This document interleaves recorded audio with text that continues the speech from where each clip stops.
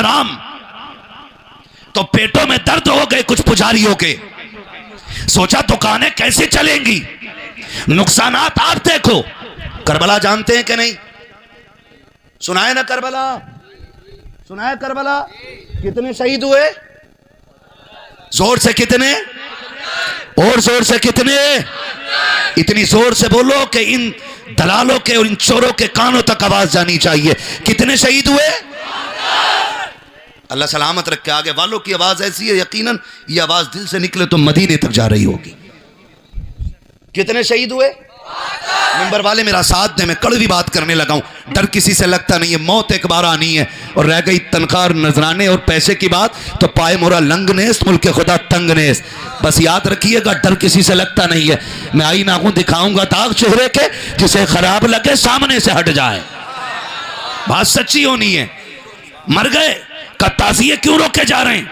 میں نے کہا اس لیے روک رہے تھے کہ کبھی کہتے ہو مہندی ہے آج, گھر کی بہن بیٹیاں سنگار کر کے مہندی لے کے تعزیوں پہ جا رہی ہیں. مجھے بتاؤ زمین پہ سب سے اچھی جگہ مسجد ہے, سب سے بڑی عبادت نماز ہے. کوئی عورت مسجد میں نماز پڑھنے جاتی؟ بولیں بولیں, بات سمجھ میں آئے تبھی بولیں, اور سمجھ میں نہ آئے تو یہی بندہ کھڑا ہو.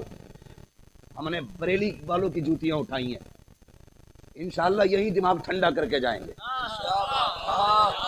ایک ایک بات جو کہہ رہا ہوں اس کا ذمہ دار ہوں. سب سے اچھی جگہ زور سے ہے, میری ماں بہنیں بھی سنیں بہت غور سے. سب سے اچھی جگہ نماز, سب سے بڑی عبادت. جاتی ہے عورت نماز پڑھنے مسجد میں جماعت سے؟ جمعہ پڑھنے, عید بقرعید کی پڑھنے نہیں جاتی نا. شب قدر میں, شب برات میں کیوں نہیں جاتی ہے؟ اسلام نے اجازت نہیں دی. کیوں نہیں دی؟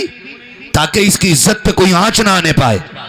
بتا, جو اسلام عزت کی وجہ سے عورت کو مسجد میں نماز پڑھنے کی اجازت نہیں دیتا, وہ تمہیں تعزیوں پہ جا کے ڈورے باندھنے کی اجازت کیسے دے سکتا ہے؟ مہندی چڑھانے کی اجازت کیسے دے سکتا ہے؟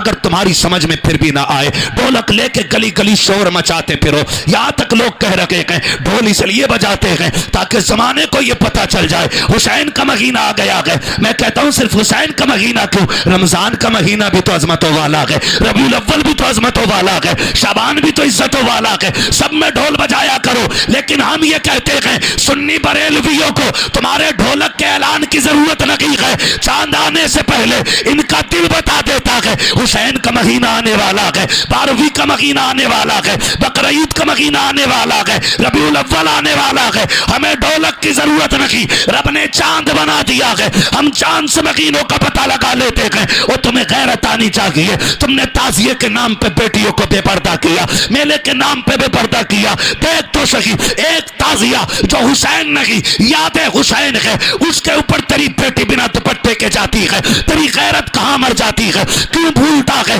تیری بیٹی تعزیے پر بنا دوپٹے کے جاتی ہے, لیکن علی کی زینب بنا دوپٹے تو کیا دوپٹے کے ساتھ بھی حسین کی لاش پہ بے پردہ نہیں آتی ہے. تاریخ گواہ ہے. مجھے بتاؤ تو صحیح, ایک نہیں 72 لاشیں اٹھی ہیں. کسی گھر سے ایک جنازہ اٹھتا ہے تو ماں کے کپڑوں کو خیال نہیں رہتا, دوپٹہ کہیں پڑا ہے, دامن کہیں ہے. لوگ حالت دیکھ کے پہچان لیتے ہیں یہ مرنے والے کی ماں لگ رہی ہے, اس کو دوپٹے کا خیال نہیں ہے. یہ مرنے والے کی بہن لگ رہی ہے, اس کو کپڑے کا خیال نہیں ہے. خدا کی قسم ذرا سوچ تو صحیح, جس کا ایک چلا جائے وہ کپڑے بھول جاتا ہے. زینب تیرے حوصلے کو سلام, تیری شریعت کی پابندی کو سلام, تیری پارسائی کو سلام, تیرے زہد کو سلام, تیرے تقوی کو سلام, تیری عزت و رفعت کو سلام. ایک نہیں 72 لاشیں پڑی ہیں. خدا کی قسم خیمے جلے ضرور ہیں, لیکن کسی نے زینب کو ننگے سر کربلا میں بھی نہیں دیکھا تھا. نعرہ تکبیر,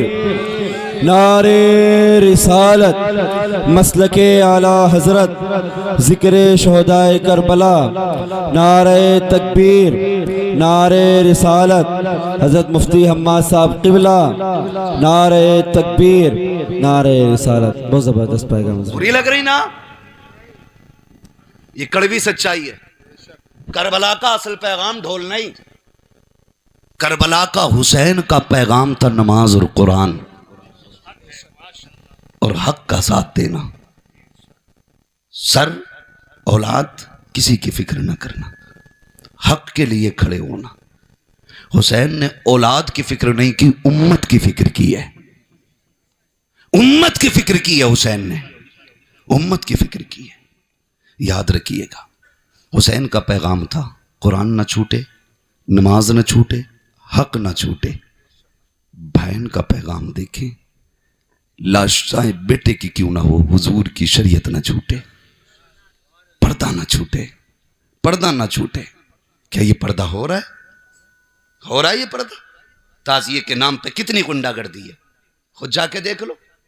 پھر کہتے ہیں کہ مولوی صاحب، مولویوں نے قوم کا بیڑا غرق کر دیا، 1000 تقریریں ہو رہی ہیں اور لونڈیاں پھر بھی غیر مسلموں کے ساتھ رفو چکر ہو رہی ہیں۔ میں نے کہا اگر تم نے مانی ہوتی نا تو خدا کی قسم یہ نہیں ہوتا، تم نے امام احمد رضا کی باتوں پہ عمل کیا ہوتا تو تمہارے گھر کی عزتیں بچی ہوتی۔ تازیوں کے میلوں میں جا کے دیکھو، بنا تفریق قوم و ملت نوجوان بچے بچیاں ایک ساتھ ایک دوسرے کے کندھے سے کندھے ملا کے کھڑے ہیں۔ کون سی سرحدیں ہیں جو ایک دوسرے کو حیا کی دیواروں کے بیچ میں روکے ہوئے ہیں؟ تم نے تعزیے کے نام پہ بغیرتی پھیلائی ہے، تم نے ڈھولوں کے نام پہ بغیرتی کو عام کیا ہے۔ تاریخ کا یہ باب کیوں بھول جایا کرتے ہو؟ خدا کی قسم آؤ تمہیں بتاؤں کربلا کیا ہے۔ تاریخ کے اس باب کو سنبھال کے چلیے گا۔ خود یزیدیوں کا کہنا یہ ہے کہ جب اہل بیت اطہار کی بچیوں کو قیدی بنا کے لے کے چلے، قیدی بنا کے لے کے چلے، کہتے ہیں خدا کی قسم اتنی غیرت والی قوم آج تک ہم نے نہیں دیکھی تھی جتنی غیرت علی کے گھر کی بیٹیوں میں نظر آ رہی تھی، نبی کے گھر کی شہزادیوں میں جو غیرت نظر آ رہی تھی۔ ان کے سامنے سر تو کٹے ہوئے ضرور تھے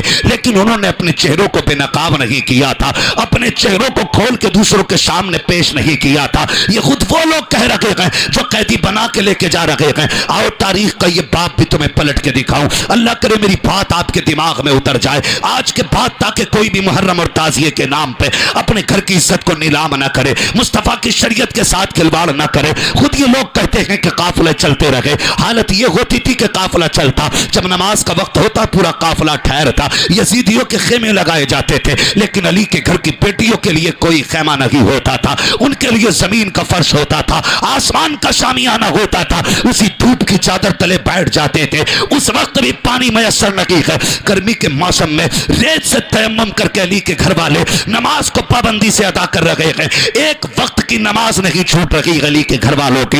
ذرا تاریخ کا یہ باب پلٹ کر کے تو دیکھیے، فرمایا گیا جب ایک جگہ قافلہ رکا، لوگ اپنی نماز و عبادتوں میں مصروف تھے، حسین کی سکینہ اتنی تیز گرمی کی شدت تھی کہ آپ تلاش کر رہی تھی کہیں سایہ مل جائے، ایک ہلکی سی جھاڑی نظر آئی، آپ جا کے اسی جھاڑی کے آڑ میں لیٹ جاتی ہیں، سورج چھپ رہا تھا، اس کی چھاؤں ادھر بڑھ گئی، لیٹ گئی، قافلے والوں نے توجہ نہیں کی، قافلہ آگے چلا گیا، حسین کی شہزادی وہیں لیٹی رہ گئی۔ جب آنکھ کھلی اندھیرا ہو چکا تھا، رات ہونے والی ہے، اندھیرا ہو چکا کہ رات آ گئی ہے، اللہ اکبر اٹھتی حسین کی شہزادی، آواز دے کے کہتی ہے پھوپھی پھوپھی کوئی ہو تو آواز آئے، لیکن قافلہ تو جا چکا تھا۔